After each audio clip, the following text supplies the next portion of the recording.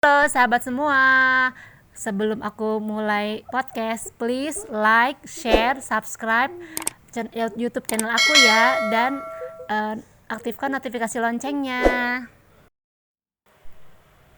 Halo, selamat malam, assalamualaikum sahabat semua, apa kabar? Semoga kalian selalu sehat, bahagia, banyak rezeki, panjang umurnya ya, amin. Hari ini aku mau share tentang tipes. Jadi aku tuh sedikit cerita ya, bahwa aku tuh pertama kali kena tipes adalah pada saat aku kuliah S1. Terus habis itu pada saat saya kerja, pada saat aku kerja aku kena tipes lagi. Terus ketika ambil S2 juga aku kena tipes lagi. Dan tipes aku ini kemungkinan ini karena aku makannya kurang bersih ya kan, sama kecapean. Jadi karena makannya kurang bersih terus kecapean, jadi daya tahan tubuhnya turun kan.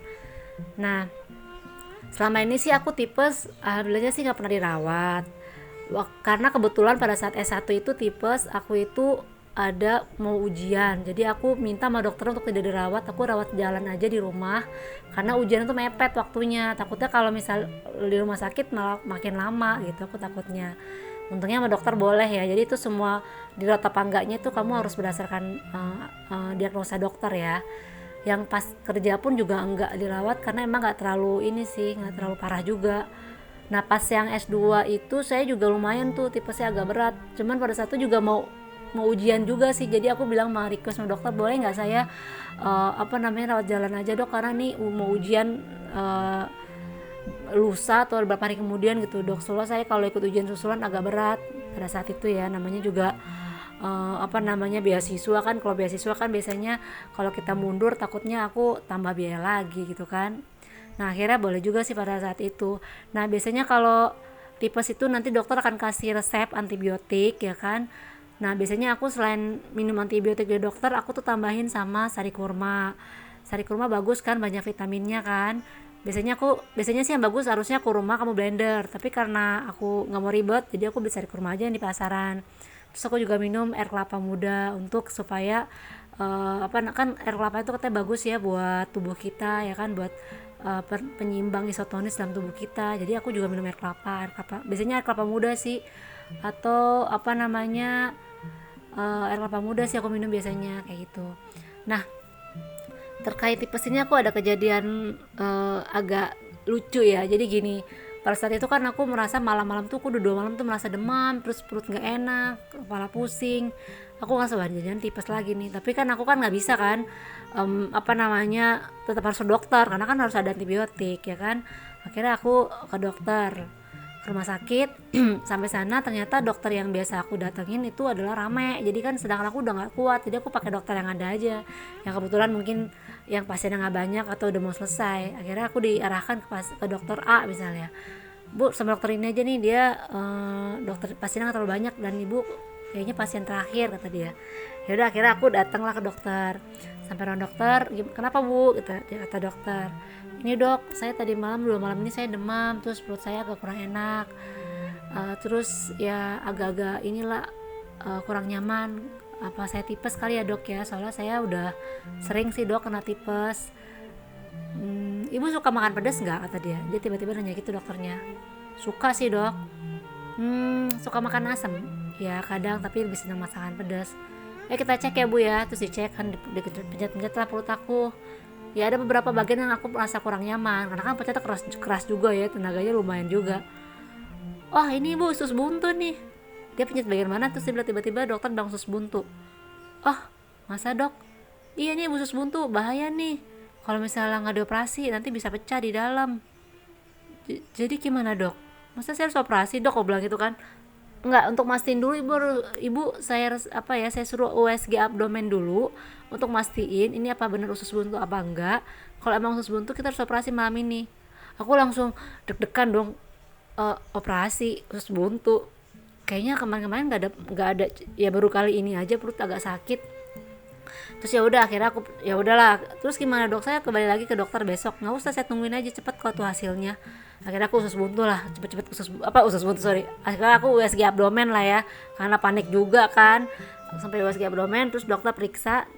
Waktu USG tanya, kenapa bu, ini katanya saya ada usus buntu dok, karena kok tiba-tiba ibu dibilang usus buntu karena memang ada bagian tertentu saya dipencet saya sakit. Ya udah kita cek ya bu, USG. Terus hasilnya gimana dok? Enggak ya, hasil ibu bagus kok, nggak ada usus buntu, semua usus juga baik-baik aja. Ini sudah saya kirim hasilnya ke dokter. Akhirnya aku kembali ke dokter. Sampai dokter aku bilang, dok kata dokter USG saya nggak usus buntu dok.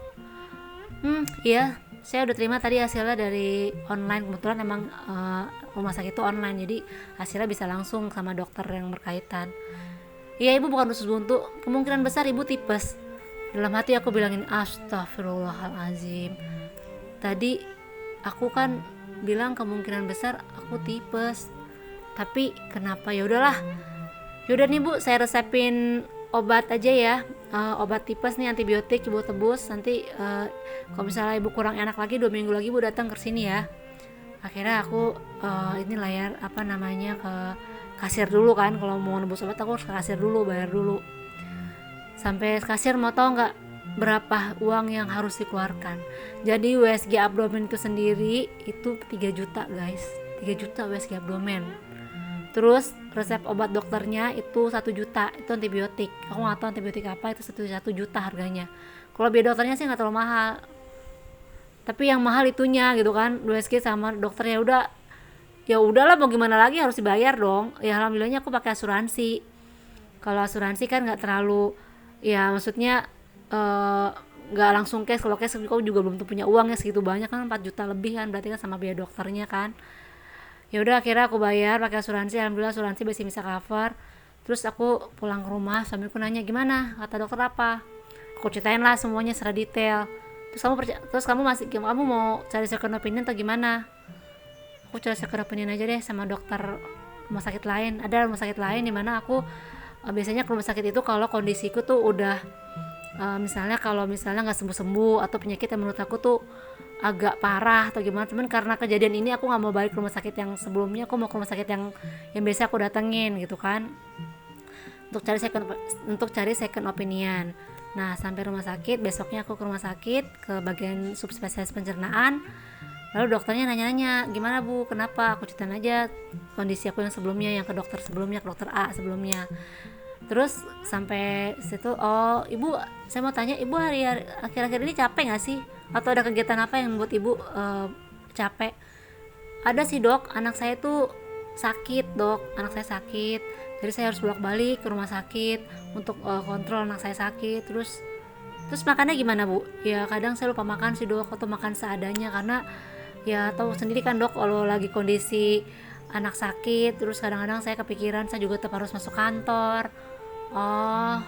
Terus akhirnya dokter cek juga sih, cek fisik, cek perut juga, cek semuanya ya kan. Terus gimana dok, apa saya kemungkinan besar ibu tipes kata dokter.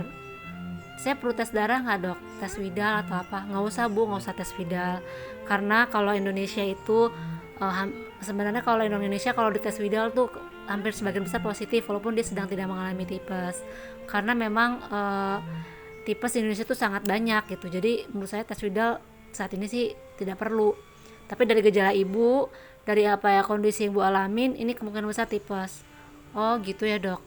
Untuk soal tipes sih kemarin saya udah kasih obat dok, aku bawakan kebetulan obatnya. Ini dok obatnya dari dokter yang sebelumnya. Oh nggak usah bu, jangan pakai obat ini kurang pas kalau buat tipes. Ini saya resepin aja obatnya. Oh gitu ya dok. Terus saya boleh minta surat istirahat nggak dok? Saya kasih ya sehari. Loh kok sehari dok? Saya kan tipes dok, biasanya kan nggak sehari.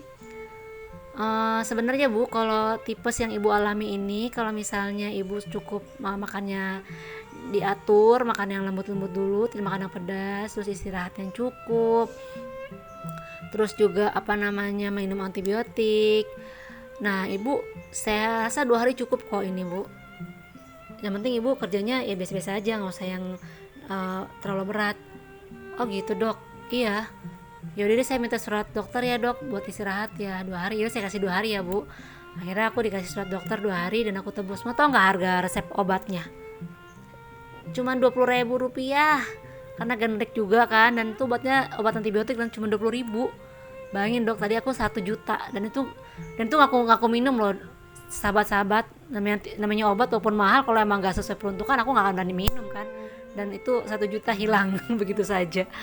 Akhirnya alhamdulillah aku minum obat, aku mengikuti saran dokter, minum sari kurma, minum air kelapa muda. Ya udah tuh istirahat yang cukup, makan yang benar. Ya alhamdulillah sih seminggu tuh 3 hari badanku udah enakan, dan seminggu aku juga minum Bear Brand untuk antibiotik. Bukan antibiotik tapi untuk tambah biar lebih sehat aja. Anti Bear Brand kan bagus ya. Betul, aku nggak alergi susu sih.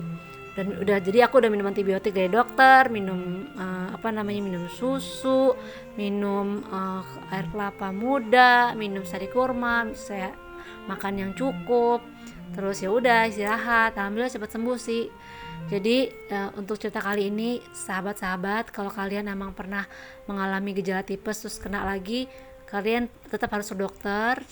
Terus ketika kalian merasa ada yang kurang pas dari diagnosa dokter, perlu loh second opinion, itu perlu ya kan. Kayak aku itu tadi kan aku udah panik, aku buru-buru, ya alhamdulillahnya aku masih punya asuransi. Kalau enggak kan lumayan ya 5 juta sahabat-sahabat, untuk sesuatu yang harusnya di dokter di rumah sakit yang lain aku ya nggak perlu keluarin uang sebanyak itu.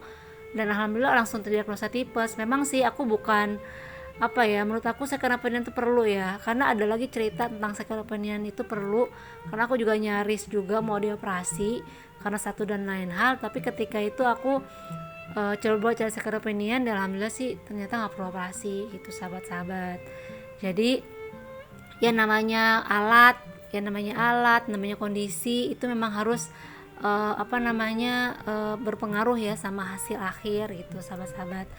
Jadi sekian dulu podcast aku malam ini, semoga kalian dapat cerita ya. Bye bye.